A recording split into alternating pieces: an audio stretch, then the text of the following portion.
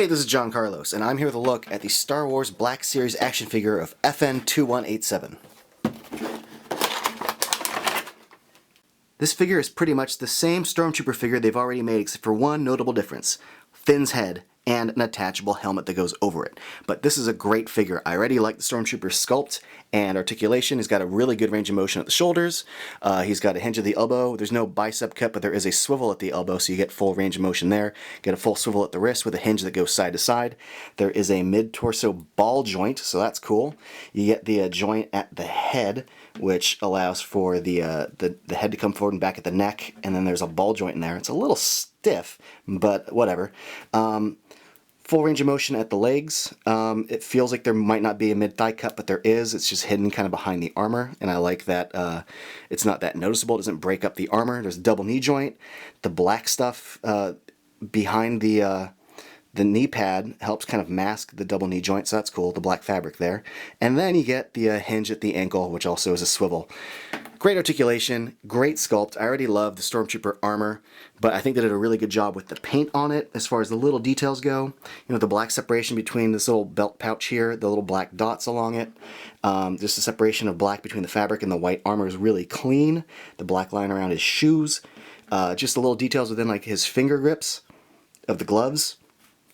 So there's some really good little specific details here. Again, simple paint job. It's just a white and black figure with some black paint put on it, but the little black lines on the chest are really well done. As is his head, which I think has a pretty good likeness. I think his hair is really well sculpted and painted really cleanly. The eyebrows and eyeballs are painted cleanly.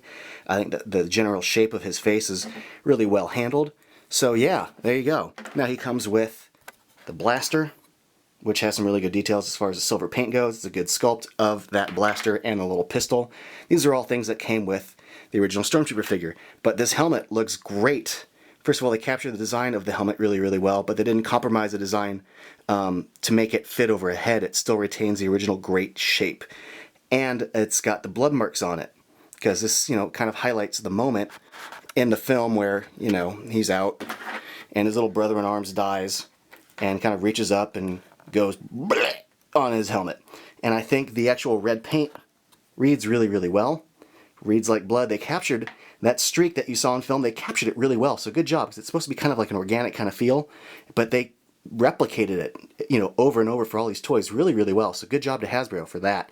And if you look at the proportions, the helmet is proportionate to the rest of the figure, and it doesn't make his head feel small on the figure. So great job to Hasbro. They've been doing a really good job with helmeted figures and not compromising the sizes of either the heads or the helmet.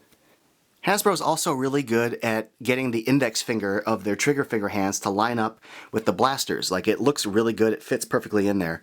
Also, speaking of fitting perfectly in there, both the blaster and the pistol have these little pegs on the side that fit into this slot on the side of the Stormtrooper's leg. You can put whichever one you want in that one slot. And man, this figure looks great. Like, as a fan of The Force Awakens and of this moment, I like it. Also, I'm a big Stormtrooper fan. I just love the armor, and I try to collect every Stormtrooper figure I can. And little variants like this are awesome. I think this figure looks great. They did a great job with it, especially with the helmet, but also he looks good with just his head exposed. Either way, the articulation allows you to get him some pretty decent little attack poses, or, not attack poses, based on the opening scene of The Force Awakens. But yeah, I dig this figure a lot. Thanks for watching.